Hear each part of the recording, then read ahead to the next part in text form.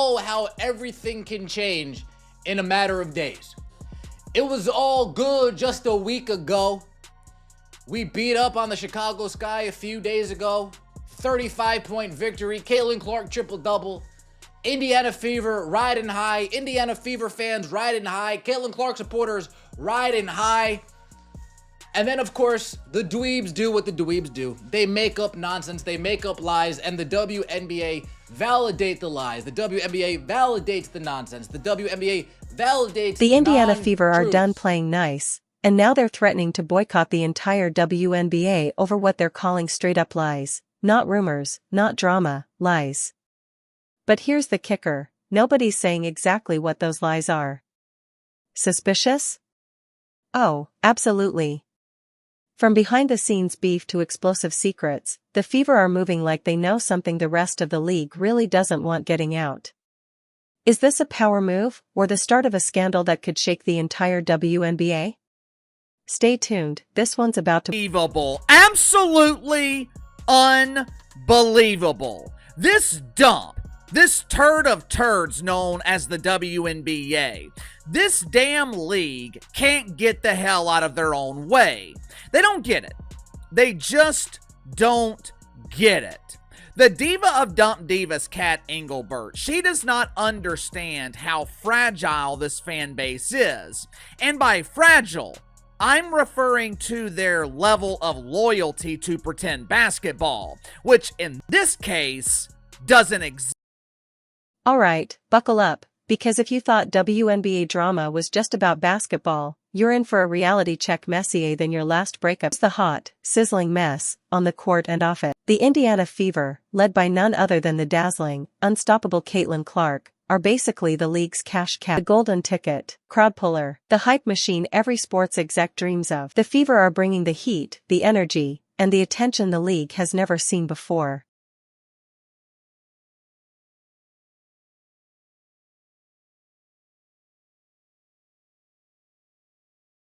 Number one thing you'd be talking about after that game, after that amazing performance from Caitlin Clark, the triple-double, the amazing passes, the crazy shots, you'd think we would be talking about basketball. The number one thing you think we'd be investigating is how nobody else in the WNBA has ever done anything like Caitlin Clark is doing. We should be investigating the fact that Caitlin Clark's 4 threes in that game were more exciting than, like, if you go to 2022 and check out the top 10 plays of the WNBA season, her 4 threes in that game were more exciting than those 10 plays, literally. Like, what she does in one game is single-handedly more exciting than anything we've ever seen in the WNBA. That's what we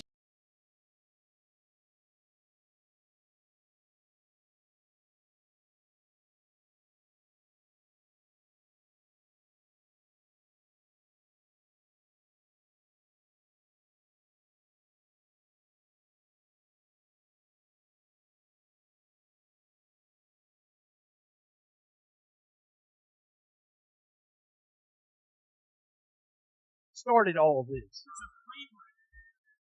And in Chicago, will maintain the basketball. Reese misses. Okay, that was it. That noise you heard right there that sounds a little bit like a dolphin was actually a YouTuber called Flat Reacts. He laughed. Alright? A laugh. That it's my understanding actually gets played during NBA games too. That's what it's all about, because they tried to say that sounded like a monkey. Alright, buckle up, because if you thought WNBA drama was just about basketball, you're in for a reality check messier than your last breakup text. Here's the hot, sizzling mess, on the court and off it. The Indiana Fever, led by none other than the dazzling, unstoppable Caitlin Clark, are basically the league's cash cow. The golden ticket. The crowd puller. The hype machine every sports exec dreams of. Ticket prices? Through the roof. Sellout games? Check. New fans tuning in? Oh, absolutely. The Fever are bringing the heat, the energy, and the attention the league has never seen before. Most polarizing conversation in all of sports over the last 24 hours rather. Angel Reese, many would suggest that she overreacted, but Slick, do you have an issue with Angel Reese's reaction to Caitlin Clark's flagrant foul? Yes, and I have an issue with the way she reacted. I have an issue with the way it's being handled by her, by the Chicago Sky, everybody involved. Let's rewind and play this like a classic reality show. Angel Reese, queen of side-eye and smirks, pushes a Fever player first. A full-on nudge to the back of the head that screams, "I'm here to throw elbows and get away with it." Then Caitlin gives Angel a good, honest foul, fair, clean, and part of the game. And suddenly, the Fever fans are cast as the villains? The league spins conspiracy theories about racism in the stands, and Angel becomes the untouchable martyr. Really? Oh, they continue to show up for us, and they make a lot of noise. Like, they're into it. They're not just sitting there. Like, they're invested in this basketball. It's great for our league. It's great for every team that gets to come and play here. I think we've had a lot of great battles, and they've helped us win a lot of games on this floor. So, like I said, hopefully we can bring the playoffs back here and give them a taste of it because they deserve it. It's been since 2016. So, it's only going to get better and better from here on out. The irony? Fever fans are the only ones filling seats. They're buying jerseys, selling out arenas, and basically underwriting the league's paycheck. Meanwhile, the rest of the WNBA is sitting there like a grumpy audience, watching their own ratings get eclipsed by one star, and the team that actually supports her. Foul on Caitlin Clark. Listen, I was at the game. If there was somebody being racist or saying shit, obviously boot him, never let him back. I would be stunned beyond belief if that was the case. This crowd, I've sat on the wood for a million games, been in a million environments. The crowd at the Fever game, little girls, families, ladies, nice crowd. You even though it's 100% false, by acknowledging we don't condone hate and not seeing that this was a internet rumor, complete bullshit, you're lending credence to this. There was none of that. It was a great crowd, a positive crowd. Yeah, Angel Reese deserved to get her ass booed when she attacked Caitlin on a normal foul. Other than that, I'm just really thankful they kept continuing to show up for us, Caitlin Clark said. They make a lot of noise, like, they're into it. They're not just sitting there. They're invested in this basketball. It's great for our league. It's great for every team that gets to come and play here. I think we've had a lot of great battles, and they've helped us win a lot of games on this floor. So, like I said, hopefully we can bring the playoffs back here and give them a taste of it, because they deserve it. It's been since 2016. And it's only going to get better and better from here on out. But you can almost hear the whispers, we want Caitlin to succeed, but not like that. Not while the Fever fans exist. Translation? We want the league to grow, but only if it fits the script of victimhood and manufactured drama. It's like the WNBA collectively decided that the best way to handle rising popularity is to burn the house down. Starting with the very team that's keeping the lights on, and here's the kicker. To hone their defensive skills last season, in the offseason, Stephanie White made it a point to drill that idea home. I mean, Caitlin Clark talked about upping her defense, and in the offseason, they picked up a lot of key defenders. They picked up Natasha Howard, who is the 2019 Defensive Player of the Year, and last season, the Connecticut Sun came in first in their defensive rating. So what did the Fever do? They took Stephanie White, they took Keith Porter, they brought in Tawana Bonner, and they said, we're doing this. The very fans accused of racism are the same ones who've shown up in droves to support their team. So, what's really going on here? Is this about racism, or is it about jealousy, control, and a serious dose of bitterness toward the Fever and Caitlin Clark's skyrocketing fame? You want drama? Caitlin Clark is the most polarizing figure in the league since sliced bread. Angel Reese, whether you love her or not, is the league's preferred antagonist. And Fever fans? They've become the scapegoats for every ounce of tension that bubbles up. But here's the truth, without Caitlin and the Fever, the WNBA might still be struggling to fill half-empty gymnasiums with free ticket signs and awkward silence. Now, it's booming, and yet the very people who should be celebrating are trying to cancel the party while the league dithers. The Fever keep scoring, both on the court and in the hearts of fans. Because at the end of the day, no amount of petty drama can stop the real game. Basketball that sells out arenas, moves merchandise, and makes the sport impossible to ignore. Let the Fever play. Let Caitlin shine. And maybe, just maybe, the WNBA will finally understand that sometimes, growth is messy, but it's absolutely worth it. WNBA is investigating alleged racial comments that were directed at WNBA player Angel Reese by fans yesterday at the Gainbridge Fieldhouse. Actually, that game was on Sunday. The Players Union says it supports, on Saturday rather.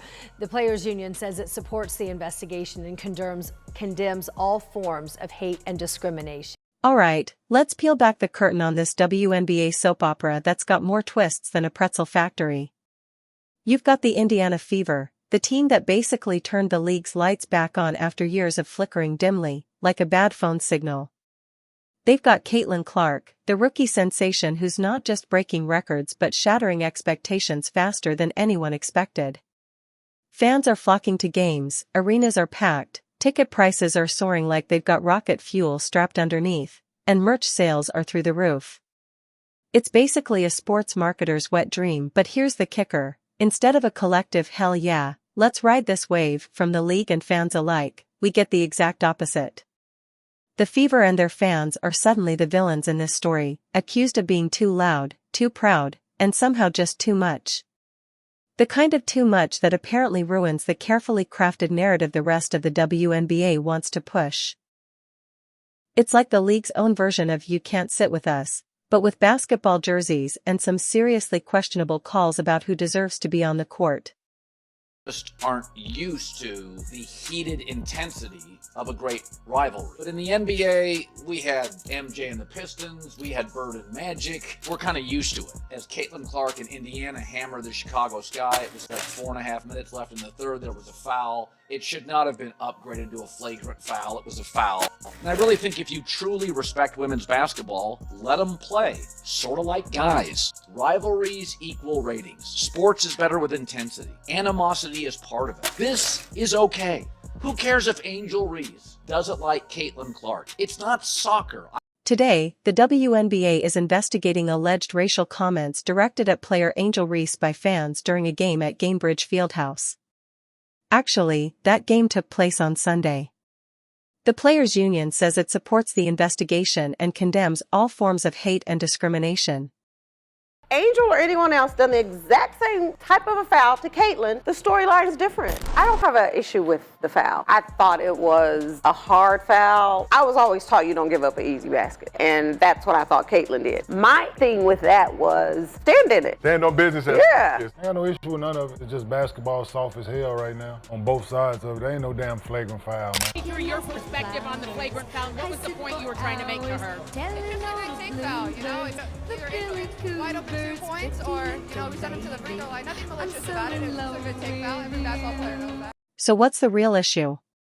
It all boiled over after that infamous tackle, the one that sent the internet into a frenzy and the WNBA into what looked like a PR meltdown. Angel Reese, the league's reigning drama queen and ultimate embodiment of attitude, got tangled up with Caitlin Clark in a moment that was basically basketball 101, contact, hustle, and a little roughhousing.